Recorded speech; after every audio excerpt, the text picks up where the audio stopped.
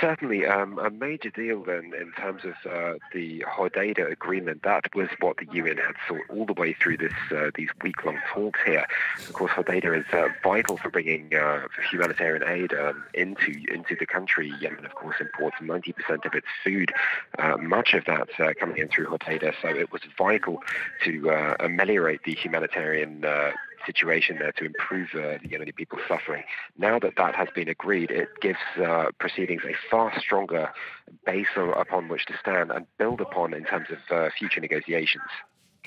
Now, Luke, this ceasefire over in Hodeidah, which will be, we don't know when it's coming into effect, but no side is going to be signing any paper, so they're just going by their word, essentially.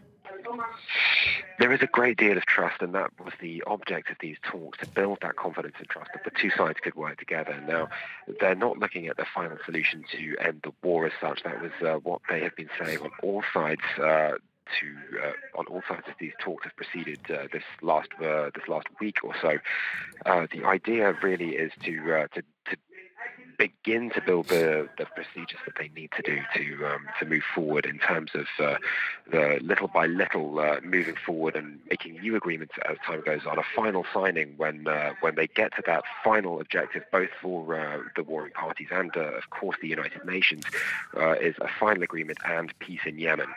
What's the mood like over where you are at the end of this week of negotiations, these peace talks? They seem pretty hopeful, I would assume.